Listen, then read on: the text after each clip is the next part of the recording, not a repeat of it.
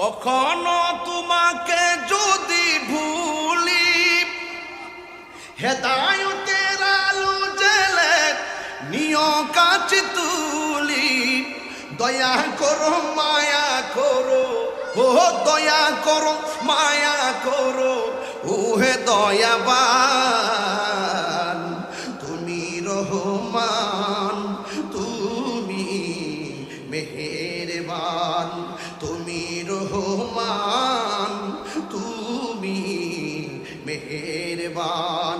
অন্ধ গাহিনা শুধু তোমারি গুণগান, অন্ধ গাহিনা শুধু তোমারি গুণগান। বুঝেও বুঝে না তবু শান, তুমি রহমান, তুমি মেহেরবান। প্রকাশ্য গুনাহ করলে দেখে কে? গোপনে গুনাহ করলে দেখে কে? মসজিদটা জবান খুলে বলেন কার ঘর? মুসলমানদের প্রথম কিবলার নাম কি? কথা বল না কেন? আজকে আমরা আল্লাহকে ভালো করে হৃদয়ে ধারণ করতে পারি নাই। সেই দিন ছোট ছোট বাচ্চারা কয়, এই ইসরায়েলের গুন্ডা বাহিনী, তোরা আমাদের মাথার উপর দিয়া মিশাল ছাড়তেছিস, তোরা আমার মাথার উপর দিয়া বোমা মারতেছিস, তোরা মনে করতেছিস অনেক উপর দিয়া কিলোমিটার গইনা গইনা কম্পিউটারে দেখা বোমা মারতেছিস। তোরা আমাদের মাথার উপরে বোমা মাইরা আমার মা বাপটা শেষ করে দিতেছিস, আমার ছোট ভাইটারে শেষ করে দিতেছিস। কিন্তু তোরা যে এইভাবে আসমানের উপর দিয়া জমিনের একটা ম্যাপ কইরা উপর দিক দিয়া বোমা মারতেছস, এই বোমা বাড়ি করে পইরা সব শেষ হয়ে যাইতেছে।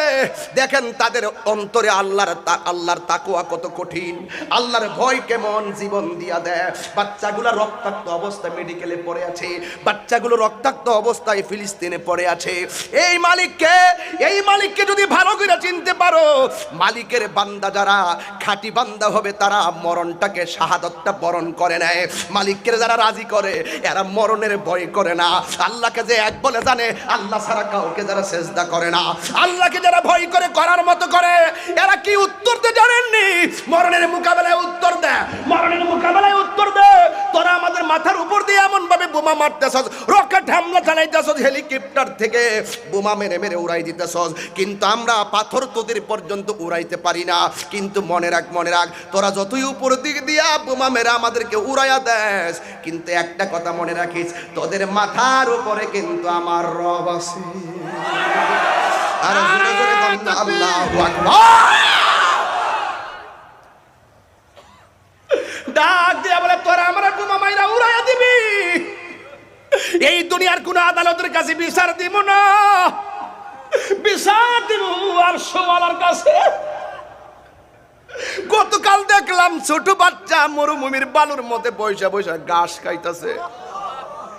আমি জীবনেও ভাবি নাই, দুর্ভিক্ষের কথা আগে শুনছি, কিন্তু এই প্রজন্মে আইসা আমার মুসলমান ওই কুখ্যাত ইহুদি গুন্ডা বাহিনীর কারণে আল্লাহ আল্লাহ আল্লাহ আল্লাহ ঘাস খাইতেছে, আর এই দিকটা রক্ত পড়তেছে, এরপরও ঘাস খায়। আবার গতকাল দেখলাম একটা চেহারা বুলেট মাইরা উড়াই ফেলাইছে শুধু গলাটা লইয়া। বাবা সন্তানটারে লইয়া লইয়া আল্লাহর কাছে কি যেন বিচার দিতেছে। এরা আল্লাহকে আল্লাহ বলে ভালো কইরা ধারণ করছে, ওরা ভালো কইরাই জানে হুয়াল্লাহুল্লাযী লা ইলাহা ইল্লাহু আল মালিকুল কুদ্দুসুস সালামুল মুমিনুল মুহাইমিনুল আজিজুল জাব্বারুল মুতাকাব্বির। ওরা ভালো কইরাই জানে রহমান কে, রহিম কে, আজিজ কে, গাফফার কে, কাহার কে, মুতাকাব্বির কে, মুহাইমিন কে।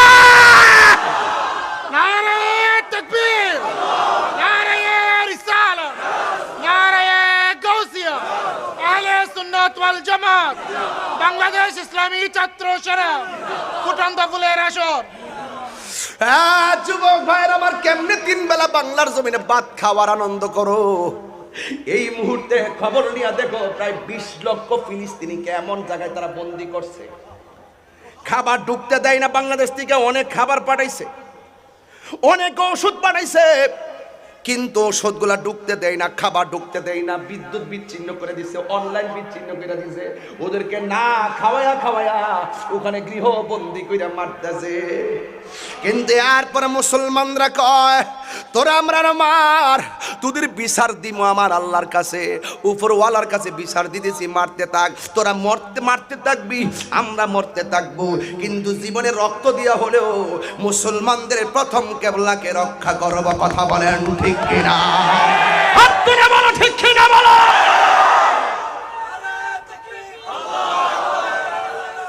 ইয়া রাসূলুল্লাহ,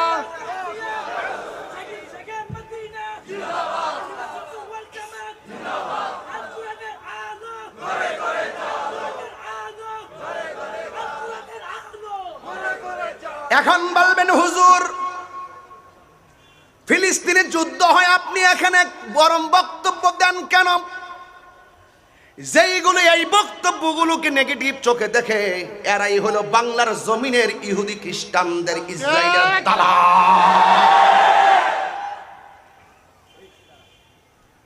ফিলিস্তিনের মানুষ আল্লাহুল্লাযী লা ইলাহা ইল্লাহু, আল্লাহ ছাড়া তো মাবুদ নাই, এটা এমন ভাবে হৃদয়ে ধারণ করেছে যে বুলেটের সামনে তাদের জিকিরই যথেষ্ট।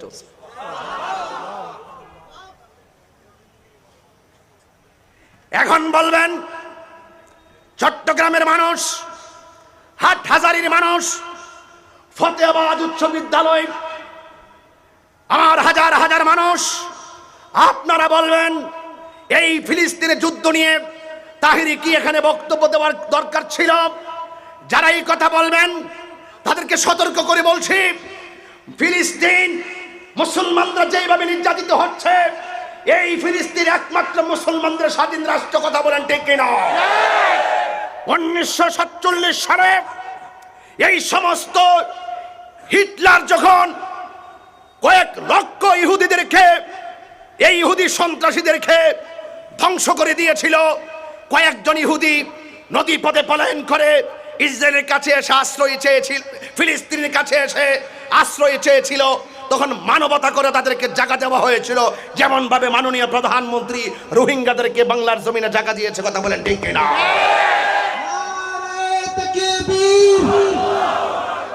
নারে